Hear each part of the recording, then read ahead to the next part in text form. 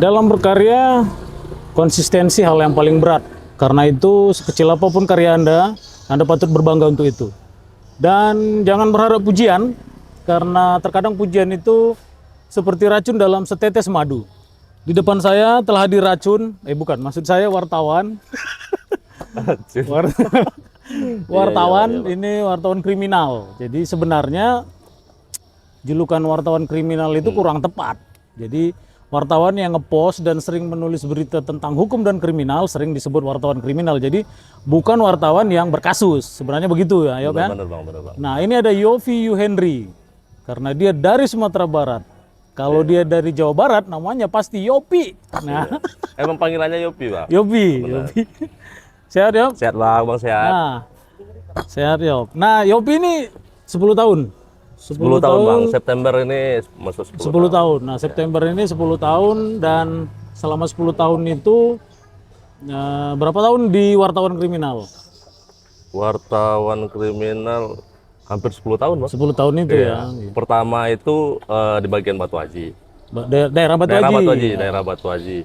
2013 sampai 2015, Bang. 2015. Nah, 2013 sampai 2015 itu di Batam ini paling banyak kejadian penemuan mayat.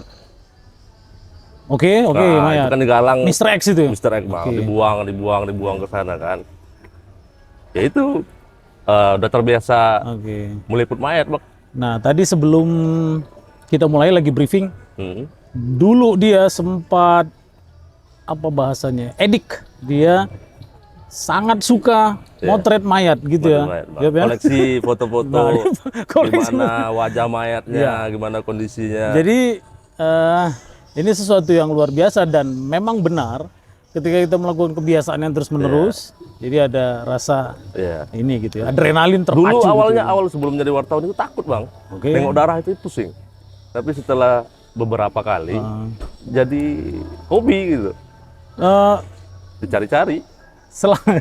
Selama 10 tahun kasus apa sih yang sangat berkesan, penemuan mayat kah atau seperti apa?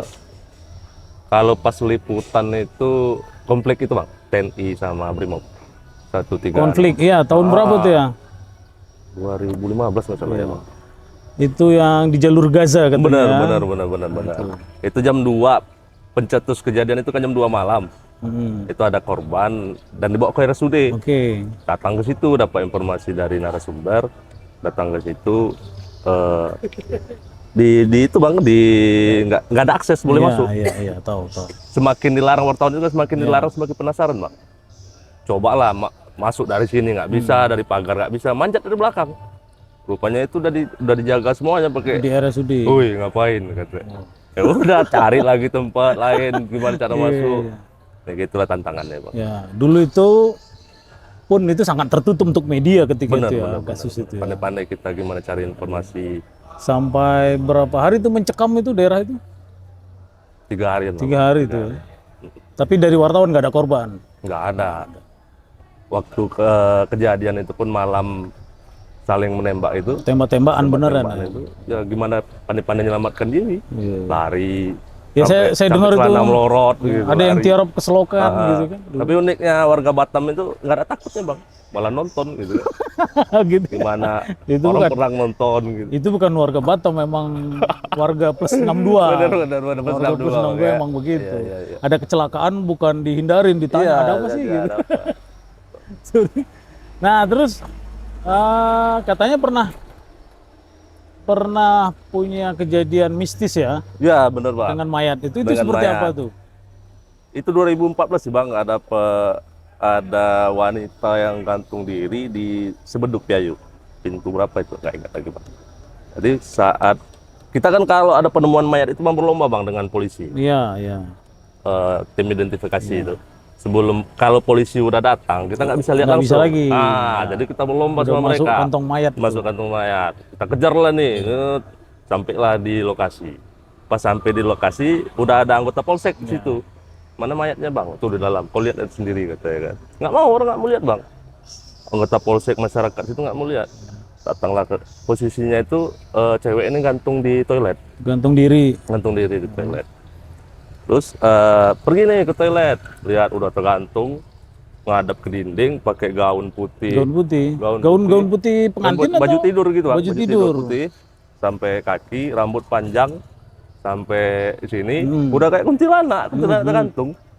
Jadi waktu itu kebetulan baru beli AP, Bang, BB. Ya, BB dulu. Zaman itu kan masih BB, Bang, Masih kan. BB. Oh, bagus nih kan AP baru.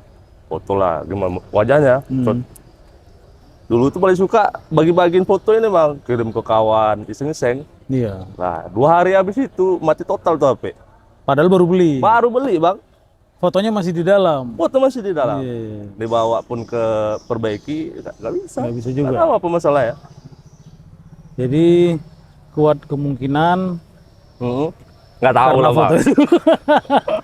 Bisa jadi gitu. Iya.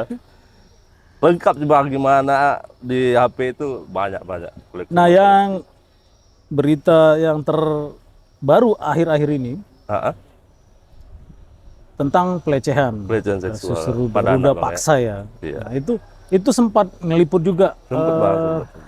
Tapi begini, Yob. Kalau kasus ruda paksa itu kan agak sulit ya. Kita juga mau mewawancarai korban. Iya. Biasanya dilindungi polisi ya, karena ada etika di bawah umur gitu ya.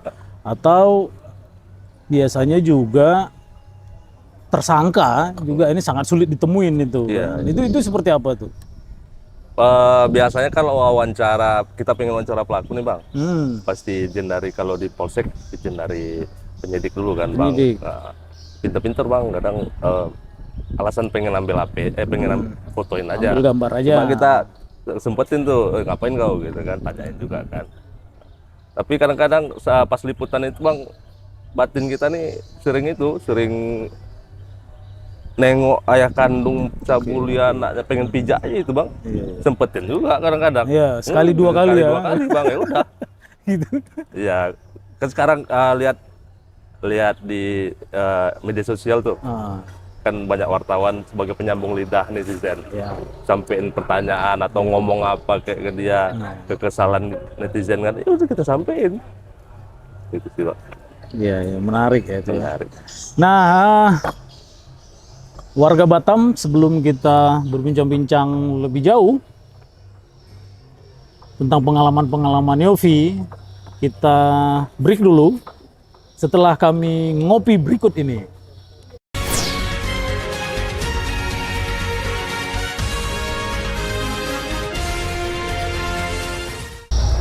Nah, warga Batam, ya, di kalangan jurnalis, posisi wartawan kriminal, hukum dan kriminal itu hal yang paling ditakuti. Penyebabnya karena jam kerjanya tidak tentu. Jadi, ya dia setengah harus bisa jadi wartawan dan setengah harus jadi polisi. Itu dulu. Sekarang mungkin semuanya bisa berubah. Ya, zaman berubah, Bang. Kita dengar kisah Yopi. Kira-kira apakah dunia wartawan kriminal masih seperti itu?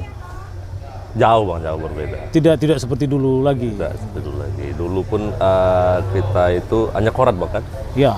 Itu persaingan itu ketat, Bang. Ketat dulu ya. Siapa yang dulu dapat, siapa yang dulu datang. Ini kecolongan nih. Sekarang kan kebanyakan nunggu, Bang. Nunggu.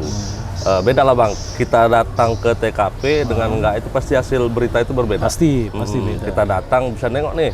Apa sih contohnya pembunuhan, Bang, ya? Apa sih yang ditikam, bagian mana? Kalau kita nunggu polisi, Bang, menunggu tadi, kita nunggu polisi, pasti polisi statementnya kita tunggu hasil visum dulu. Kita tunggu hasil visum. Otomatis hari berikutnya baru kita bisa bikin berita di mana dia ditikam itu, Bang, kan? Udah ketinggalan kita. Ketinggalan jadi itu, Bang. Mau jam berapa pun, jam 2, jam 3 ditelepon harus standby. Berangkat. Nggak tahu mau itu ngancam nyawa kita pada musim begal tuh. Musim begal keluar juga tengah malam. Itu kejar. Kejar. Dan gini, Op. Kalau sekarang ini kira-kira dapat info dari mana sih gitu? Yang paling sering? Itu, Bang, kita selama di lapangan bangun relasi itu, Bang, bangun hubungan baik dengan siapapun kita temenin, bergaul dari mereka. Mulai dari bang Gojek ya. Mulai tukang parkir dia pun, paling cepat dapat informasi. Tukang parkir, security misalkan, ya udah temenin, tolong Bang ya. Gitu. Selama jadi wartawan, pernah nggak mendapatkan pengalaman yang nggak mengenakan gitu? Misalnya Misalnya nih ya kita ngeliput dulu pernah tuh kasus narkoba gitu. Itu dulu tahun berapa itu yang ketika napi narkoba kabur dari lapas, itu semua wartawan kriminal tiarap itu karena takut ada balas dendam atau apa gitu. Nah, kalau Yopi pernah nggak ngalamin seperti itu? Mungkin diancam keluarganya atau bagaimana gitu? Sering bang, sering kali. Tapi itu dulu, apalagi dulu ya namanya masih muda bang ya, masih suka ketemu orang mau gimana, mau mukul gitu. Dia pun sakit hati pasti dendam bang kan, awas kok besok aku keluar gitu kan. Akhirnya itu pelan diubah. Masih darah muda di situ. Darah muda bang. Nah sekarang anak berapa ya? 1 bang. Karena 10 tahun. Nah terus masih sanggup sekarang jadi wartawan kriminal atau? Masih bang, karena apa bang ya? Kenapa? Passionnya di situ, nyaman. Nggak suka nunggu bang. Oke. Terus di kriminal ini dia cepat dia cepet ya. Banget. Ada kasus tek selesai. Bisa ketemu dengan pejabat-pejabat kayak Panglima TNI bang. Bisa selfie itu sama selfie dia. Ya. Ketemu Kapolri, hari-hari ketemu pejabat polisi. Seru. Yang orang lain nggak bisa. Ya. Bang. Anggota aja misalnya ketemu Kapolres, lihat segan bang kan. Kita tanya gimana Pak? Gimana situasi Batam hari ini? Gitu. Komandan gitu kan, ngopi dong gitu kan.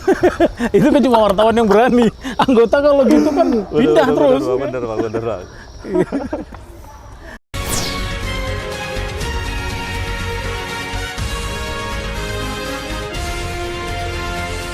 Oke, satu pertanyaan Yop. Iya bang. Ini agak sensitif. Ada istilah 86. Wartawan pasti tahu tuh. Iya bang. Jadi warga Batam 86 itu katanya begini. Ada kasus besar dan pihak yang berkepentingan tidak mau diekspos. Maka cara mengamankannya hanya ada 2. Polisi dan wartawan. Yang paling sulit diamankan biasanya wartawan. Kira-kira gimana Yop? Pernah nemuin kasus seperti itu nggak? Pernah bang. Pernah tuh. Nah, dan terus itu gimana? Itu 2000 sampai perusahaan itu datang ke kantor. Sampai ke kantor? Nyari aku. Oke. Ada sekitar 6-8 orang. Kasus apa tuh? Kecelakaan kerja bang. Kecelakaan kerja. Di Bintan, terus korbannya ini dibawa ke rumah sakit Embung Fatimah. Di rumah sakit itu istri korban ini udah nangis bang, karena pihak perusahaan nggak mau langsung nangani. Itu di Batam kejadiannya? Di Batam bang, di Batam nggak mau langsung nangani. Dan ketemu nih orang pihak perusahaan di apa, ya udah nggak usah beritakan lah. Nah itu gimana bang ya, jadi bimbang.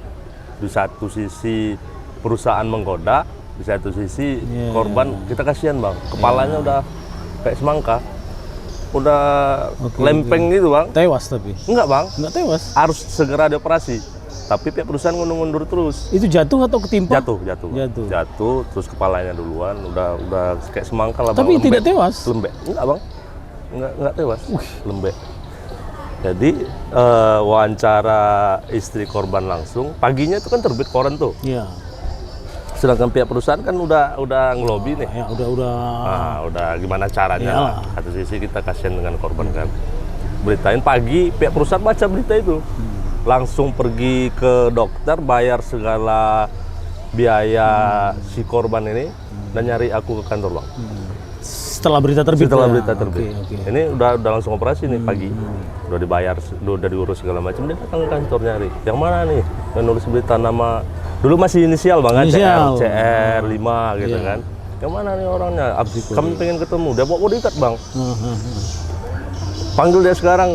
Gini bang, kalau udah terbit itu kan tanggung jawab kantor bang. Iya. Jadi bukan tanggung jawab. Pimret nelpon, ini ada yang nyariinmu katanya kan.